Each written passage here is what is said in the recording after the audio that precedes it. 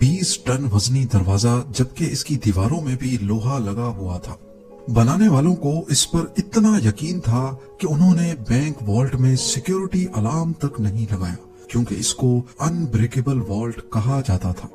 इसका भरम तो तब टूटा जब डकैतों ने एक मास्टर प्लान बनाया और पूरे 27 घंटों तक सिक्योरिटी को चकमा देकर इस वॉल्ट में छुपे। और ये हिस्ट्री की सबसे बड़ी बैंक रॉबरी क्यों मानी जाती है, इस पर बात करने से पहले हम सीधा चलते हैं 19 जुलाई 1976 वाले दिन पर।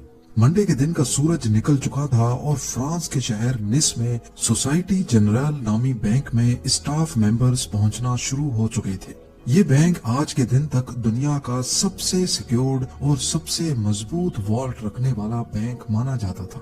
हुआ कुछ यूं था कि रूटीन के मुताबिक बैंक स्टाफ वॉल्ट को खोलने गए। ये एक बहुत ही हैवी दरवाजा था जिसमें इंतहाई कॉम्प्लिकेटेड लॉक लगा हुआ था। उन्होंने लॉक कॉम्बिनेशन लगाया लेकिन दरवाजा नहीं खुला। अब यहाँ ये जानना जरूरी है कि ये दरवाजा पहले भी कई बार मसला कर चुका था, क्योंकि इसका वजन करीब 20 टन था। इसी वजह से अक्सर औकात ये फंस जाया करता था। बैंक स्टाफ को लगा कि हमेशा की तरह आज भी ये फंस गया है, तो उन्होंने वॉल्ट बनाने वाली कंपनी से कांटेक्ट किया। आधे ही घंटे के बाद कंपनी के एक्सपर्ट्स बैंक में आ गए और दरवाजे को खोलने की कोशिश करने लगे। लेकिन हैरत की बात यह थी कि इस बार कंपनी के एक्सपर्ट से भी दरवाजा नहीं खुल रहा था। उन्होंने कई मर्तबा अटेम्प्ट्स किए लेकिन ये दरवाजा किसी सूरत खुलने को तैयार नहीं था। बात अब सीरियस होती जा रही थी क्योंकि कस्टमर्स की लाइन लगी थी और ये अब बैंक की इज्जत का सवाल था। आखिरकार 3 घंटों के बाद उन्होंने फैसला किया कि वॉल्ट की दीवार में ड्रिल करके सुराख करके देखा जाए कि आखिर दरवाजे में ऐसी क्या चीज फंसी है। वॉल्ट के दरवाजे पर किसी फोर्स्ड एंट्री के निशानात भी नहीं थे और इसकी चारों दीवारों पर भी किसी किस्म के निशानात नहीं पाए गए। हैवी ड्यूटी ड्रिल मशीन से सुराख करके जब अंदर झांका गया तो क्या देखते हैं कि वॉल्ट के दरवाजे को अंदर से किसी ने वेल्ड करके बंद किया हुआ है। ये मंजर देखकर इस पर यकीन लाना काफी मुश्किल था, क्योंकि वॉल्ट में जाने का सिर्फ एक ही रास्ता था। ना ही इसके अंदर कोई रोशनदान था और ना ही कोई खिड़की, यानी वॉल्ट के अंदर जाना इम्पॉसिबल था। अब ये देखकर सबको इतना एहसास तो हो चुका था कि यहाँ कुछ न कुछ एबनॉर्मल जरूर है। उन्होंने मशीनरी मंगाई और वॉल्ट की दीवार को तोड़कर अंदर जाने का फैसला किया। ये काम काफी टाइम कंज्यूमिंग था क्योंकि ये दीवारें नॉर्मल दीवारों से काफी मोटी थीं और इनके बीच में लोहा भी लगा हुआ था। खैर, कई घंटों की मेहनत के बाद इतना सुराख हो गया कि एक इंसान इसमें से अंदर जा सके। और जब अंदर देखा गया तो ये मंजर नाकाबिले यकीन था। बैंक वॉल्ट लुट चुका था। कुछ लॉकर्स टूटे तो कुछ खुले पड़े थे और सबसे इंटरेस्टिंग बात, वॉल्ट की दीवार पर स्प्रे पेंट से ये फेमस अल्फाज लिखे हुए थे, जिसकी इंग्लिश ट्रांसलेशन है without arms, without hate and without violence. अभी बैंक स्टाफ होश में आता कि उन्होंने वॉल्ट की जमीन में एक टनल बना देखा। अब आगे का काम पुलिस का था, जो कि उस वक्त तक पहुंच चुकी थी। डकैत वॉल्ट में मौजूद पैसे और गोल्ड ब्लॉक समेत 4000 में से 400 सेफ बॉक्सेस तोड़कर उसके अंदर से कीमती चीजें लेकर फरार हो चुके थे।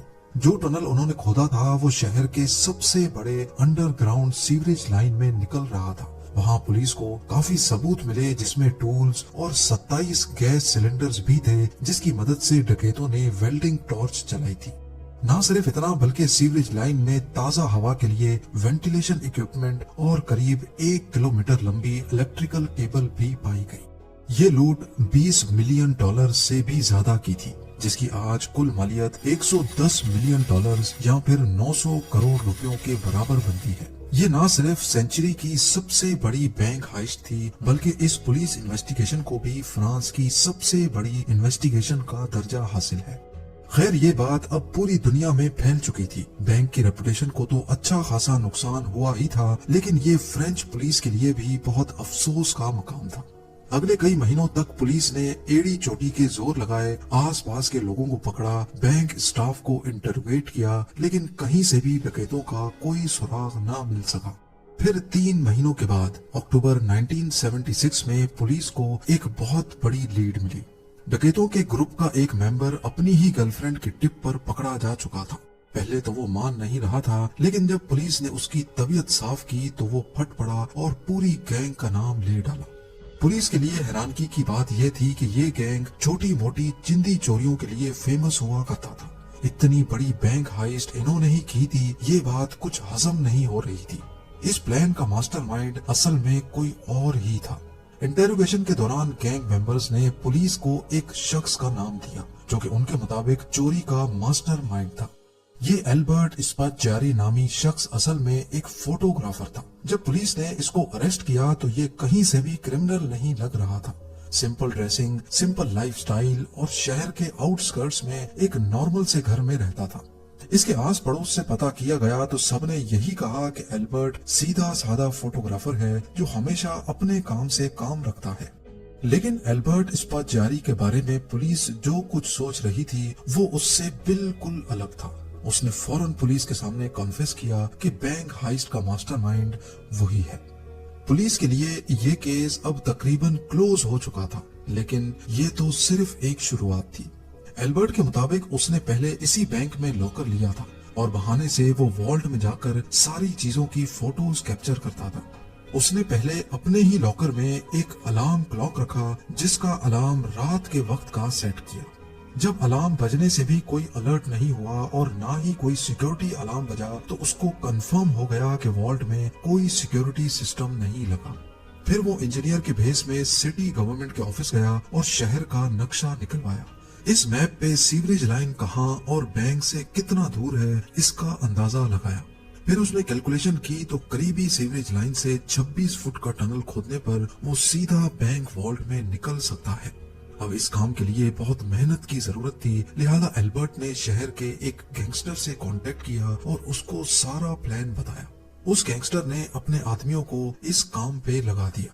टनल को खोदने में करीब 2 महीने लग गए क्योंकि ये काम बगैर मशीनरी के किया जा रहा था और इस काम को सिर्फ रात के वक्त करना बहुत जरूरी था जब बैंक में कोई भी नहीं होता। इस दौरान एल्बर्ट अपनी पूरी कोशिश कर रहा था कि सीवरेज लाइन के ऊपर रोड तक भी किसी को आवाज ना जाए।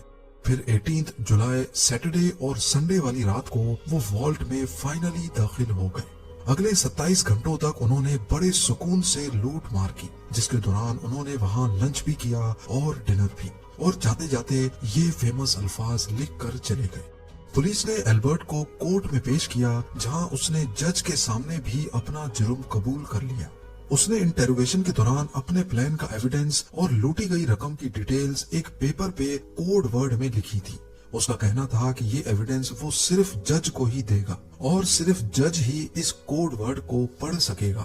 इस काम के लिए जज ने एल्बर्ट को अपने कमरे में बुलवा लिया।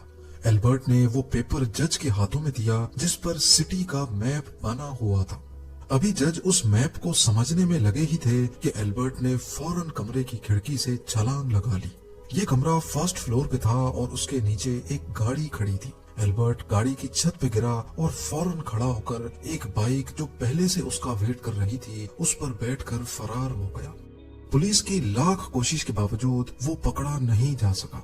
कई सालों के बाद उसका इंटरव्यू इटली के एक टीवी शो में ब्रॉडकास्ट हुआ जिसमें उसका कहना था कि मुझे 12 साल की एज से ही खजानों का बहुत शौक हुआ करता था और ये शौक मैंने इस हाइस्ट से पूरा कर लिया।